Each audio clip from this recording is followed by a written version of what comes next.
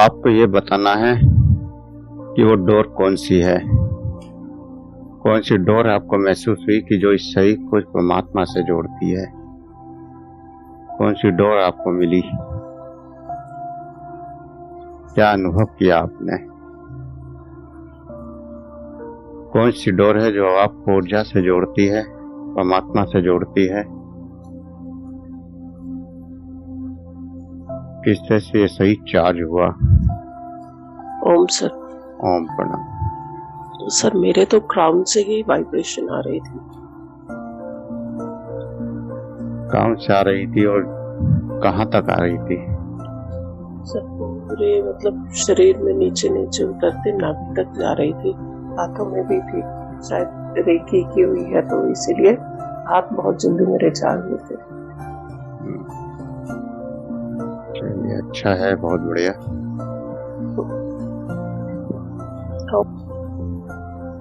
बाकी और साधक भी बताएं। सेम ही है सर, ऐसा ही था, प्राण से आ रही थी और ऐसा लग रहा था कोई झरना होता है ना, झरना गिरता है सिर के ऊपर, झरने के नीचे बैठ जाता है, झरना गिरता है नीचे और पीछे चक्र होते हैं रीढ़ के आगे, तो उस जगह फीलिंग आ रही थी ऊपर से नीचे तक। बहुत बढ़िया, अच्छा है। और बाकी साधक बताएं।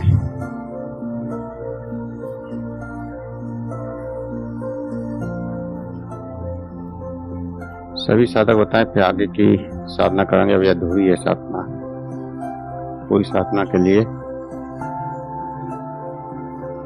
अभी आगे बढ़ना पड़ेगा। पहले यहाँ तक क्या अगर विशेष समझ में आ जाए, आप पकड़ पाए डोर को या नहीं? जल्दी जल्दी सभी ऑडियो ऑन करें और बताएं। हिंजा मत क्या कीजिए, जिसको जो समझ में आया हो, जिसको जो महसूस हुआ वो बता दें। अनुभव की बात है, सबने अपना अपना अनुभव किया है, अब जिसको जो अनुभव है वो बताएं।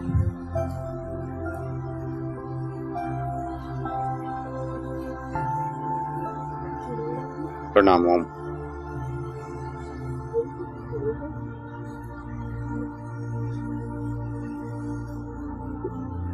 क्या महसूस हुआ?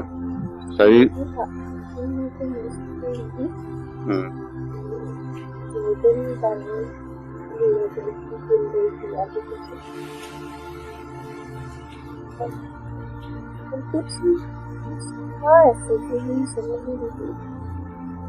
चलिए कोई बात नहीं, अच्छा है जो कुछ भी अनुभव हुआ,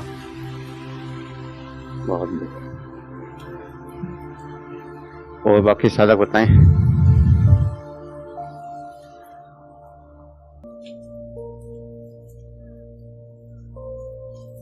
बहुत बढ़िया, सहस्त्रार चक्र से। और बाकी साधक। प्रणाम प्रभु जी।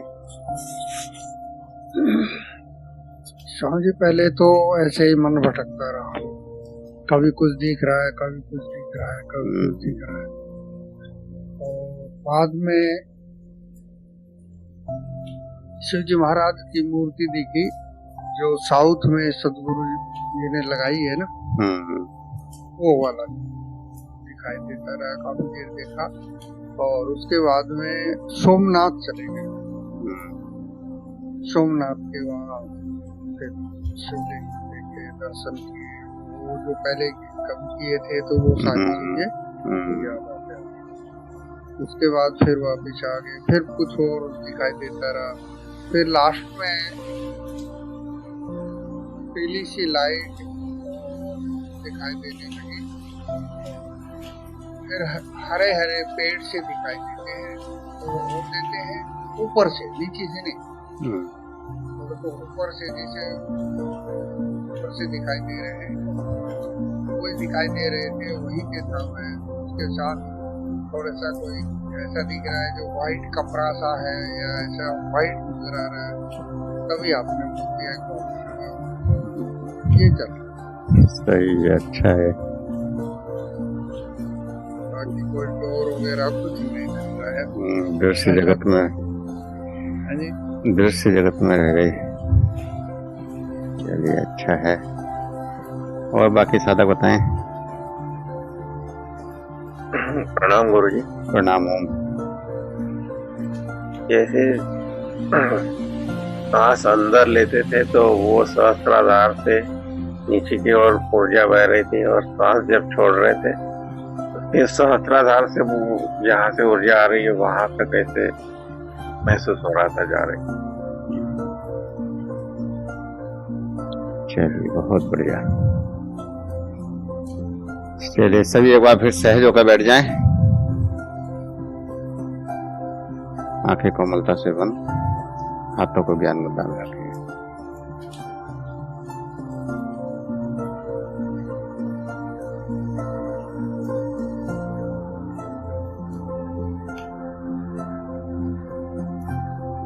जहाँ हम किसी भी क्रिया को करके थक जाते हैं और पूरी तरह से थक जाते हैं। पूरी तरह से थकने का मतलब है कि आप चाहें या ना चाहें तो क्रिया ऑटोमेटिक बंद हो ही जाएगी। जैसे आपने कभी बचपन में गोल घूमे होंगे, और जब आप गोल घूमते हैं तो घूमते घूमते एक समय ऐसा आता है कि आप कितना भी घूमने के लिए तैयार हो लेकिन आप घूम नहीं सकते, गिर जाएंगे। गिरना निश्चित है। वो क्षण कि आप चाहकर भी उस क्रिया को ना कर पाए, उस स्थिति में पहुंचने के लिए दौड़ना, भस्त्रिका करना, नाचना, कूदना, घूमना कुछ भी हो सकता है। तो जब आप पूरी तरह से थक जाते हैं, आपका शरीर थक जाता है, विचार थक जाते हैं, मन थक जाता है, आपका विचारों का प्रभाव काम नहीं करता। आप चाहते हैं कि हम और थोड़ी देर घूमें लेकिन नहीं घूम सकते, आपका शरीर गिर जाएगा। तो उस स्थिति में पहुंचने के बाद जब अचानक रुक जाते हैं, शरीर थका हुआ होता है, मन थका हुआ होता है, और थकान चेतना के स्तर तक पहुंच जाती है, आत्मिक स्तर तक, आंतरिक तल तक। उस क्षण उस शरीर को तत्क्षण एनर्जी की जरूरत है। अगर एनर्जी ना मिले तो उस समय ऐसा एहसास होता है कि अब मृत्यु हो जाएगी। दौड़ते दौड़ते आपको एकदम ऐसा लगेगा कि अगर अब और ज्यादा दौड़े तो मृत्यु हो जाएगी, गिर पड़ेंगे। उस क्षण शरीर को तुरंत एनर्जी की जरूरत होती है, और जब तुरंत एनर्जी की जरूरत होती है तो हमारा शरीर उस कॉस्मिक एनर्जी से तुरंत कनेक्ट हो जाता है, बैठते ही रुकते ही। और जैसे ही रुकते हैं, जैसे ही बैठते हैं, तो आपकी श्वासों की डोर भौतिकता में और सूक्ष्मता में पिघला पिघला और सूक्ष्मता की डोर, पिघला पिघला और सूक्ष्मता, मूलाधार शरीर और मूलाधार शरीर से ऊपर उठते हुए सूक्ष्म शरीर की ओर जाते हुए सीधे सहस्त्रार तक पहुंचते हैं।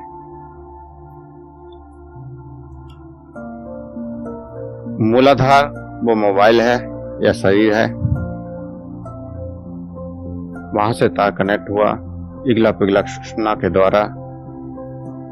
पिघला पिघला सूक्ष्मता वो डोर है, तार है, जो सूक्ष्मता से ऊपर बढ़ता हुआ सीधे आपके आज्ञा चक्र तक पहुंचा। आज्ञा चक्र वो प्लग है जहां आप सॉकेट में लगाते हैं। सॉकेट है आज्ञा चक्र, सॉकेट में अपने प्लग लग गया, और सॉकेट में जो ऊर्जा आ रही है वो आ रही है सहस्त्रार चक्र से। सहस्त्रार चक्र हमारा मस्तिष्क,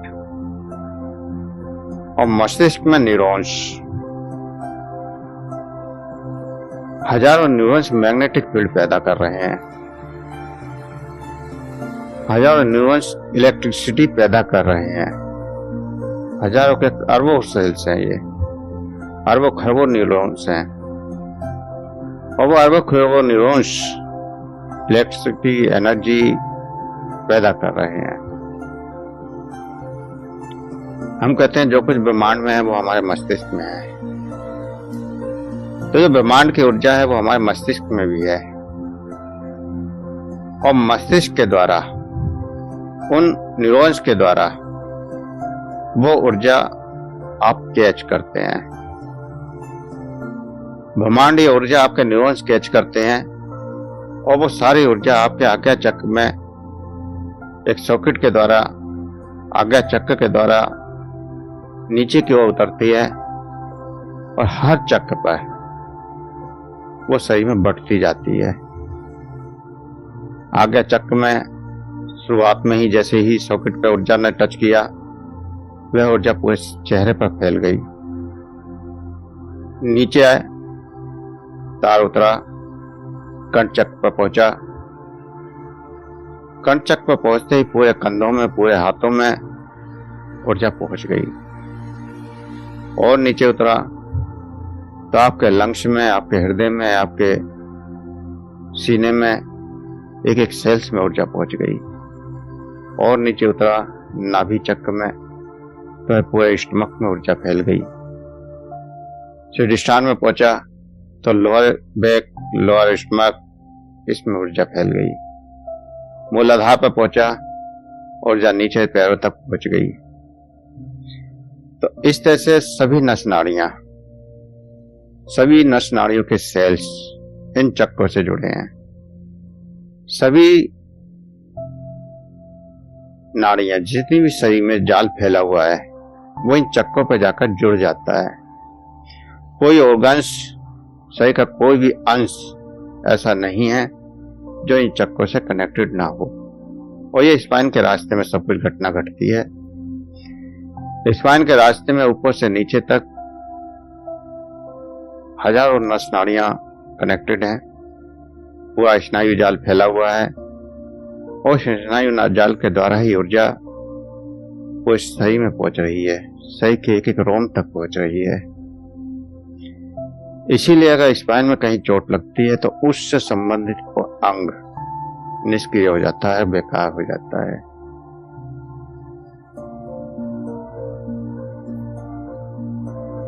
तो स्पाइन से सभी ऑर्गन जुड़े हैं, सभी शरीर के सेल्स जुड़े हैं। तो डोर मूलाधार से होकर सीधे आज्ञा चक्र तक जाती है। इगला पिघला सूक्ष्म नवतार हैं, अर्थ पॉजिटिव, और बीच में एक ऐसा भी है जिसमें ना अर्थ है ना पावर है।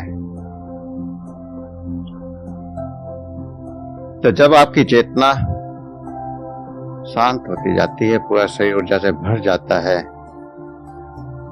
ऊर्जा वहां बहनी बंद हो जाती है, तो आप सूक्ष्मता में प्रवेश कर जाते हैं। आपने देखा होगा जब मोबाइल चार्ज करते हैं तो एक समय जब आप मोबाइल 100% बैटरी चार्ज हो जाती है तो वो ऑटोमेटिक बंद हो जाती है चार्जिंग।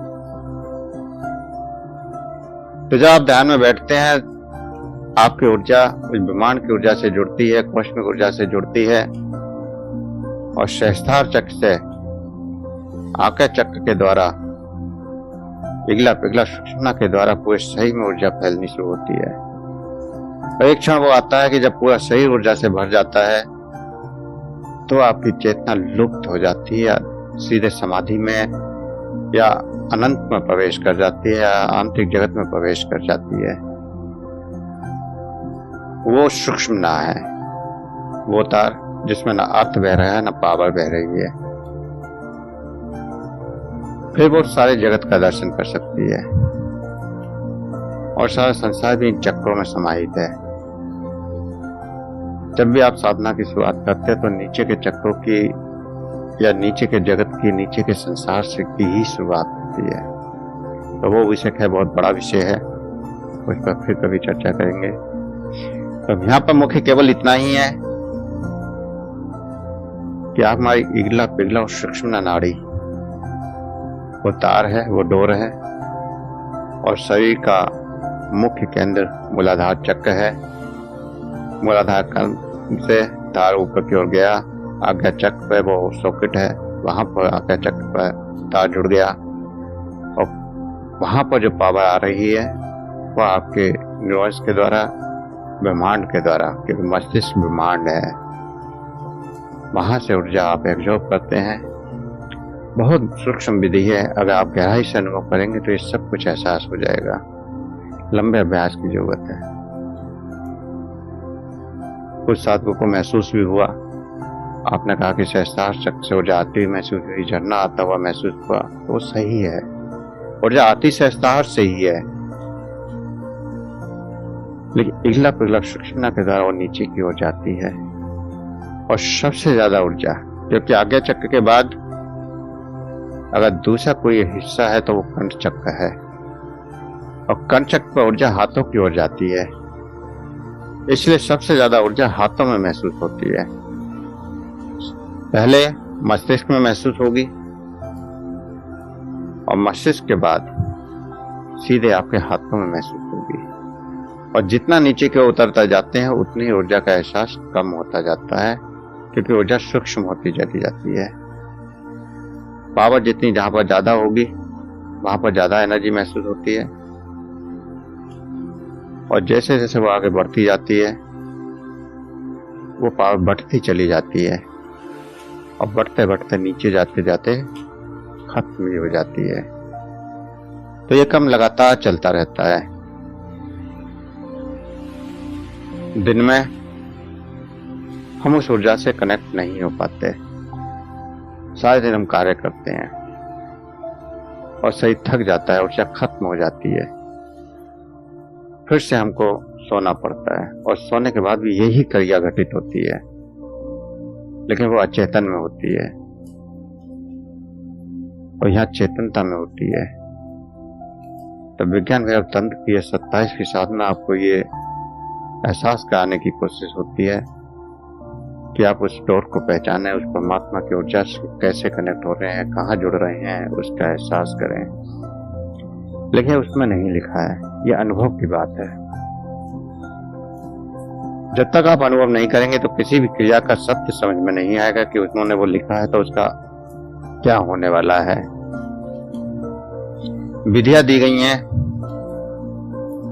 हर संत हर महात्मा केवल विधि देता है, उस विधि में क्या घटित होगा ये वो स्वयं भी नहीं जानता।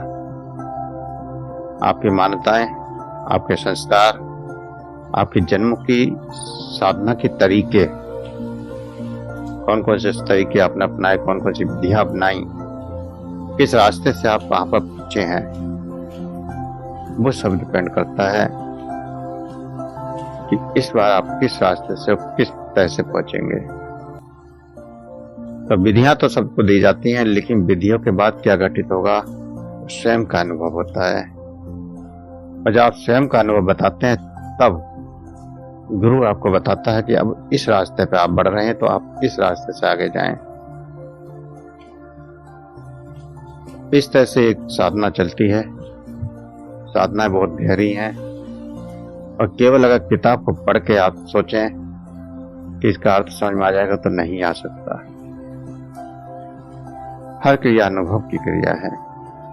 जब तक अनुभव में नहीं उतरेंगे तब तक उसका एहसास ही नहीं कर पाएंगे। ऐसे ही हर विधि, चाहे वो किसी के द्वारा भी दी गई हो, हर विधि के पीछे अनुभव छुपा है और वो अनुभव शब्दों में नहीं बताया जाता, क्योंकि शब्दों में वो अपना अनुभव बताएगा। अगर मैं आपको बताऊं कि ऐसा घटता है तो वो केवल मेरे लिए है, आपके लिए नहीं हो सकता। एक व्यक्ति का अनुभव दूसरे के लिए वो अनुभव नहीं हो सकता। सबकी अपनी अपनी यात्रा है, सबके अपने अपने अनुभव है। तो कौन किस रास्ते से पहुंचेगा ये उसकी अपनी यात्रा है।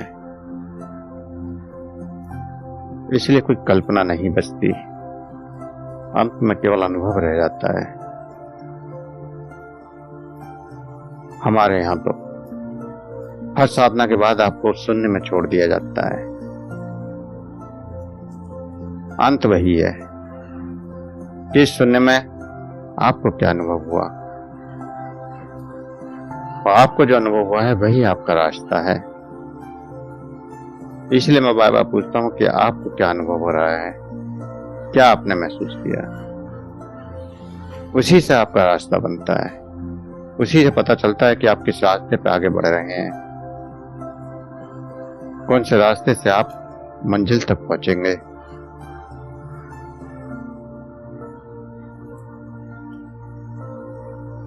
तो कुछ क्षण के लिए इस महसूस करें, इस ऊर्जा के सर्किट को, ऊर्जा के चक्र को 5 मिनट पूरी तरह से महसूस करें। सर्किट बता दिया गया है, अब आप कल्पना कर भी सकते हैं। तो आप महसूस करिए इस क्रिया को, इस अनुभव को, केवल 5 मिनट।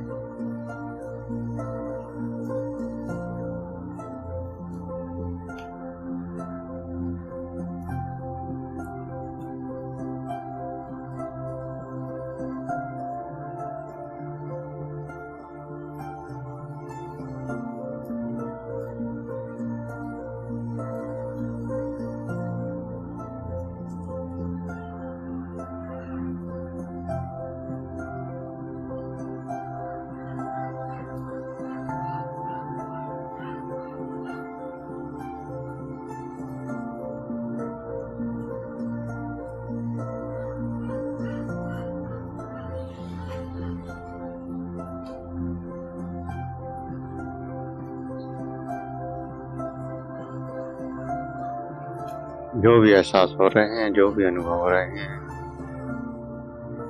उन एहसासों को करते हुए, अनुभवों को करते हुए चेतना में वापस आएंगे। शरीर का एहसास करें, श्वासों का एहसास करें। 2 गहरे लंबे श्वास भरें।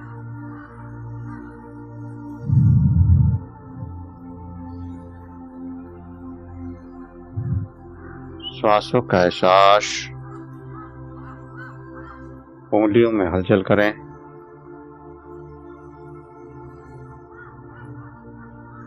हथेलियों को रब करें, गर्म करें।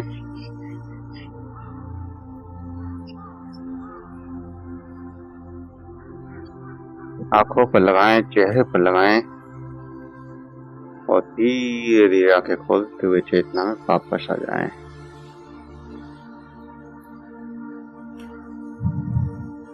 सभी चेतना में वापस आ जाएं।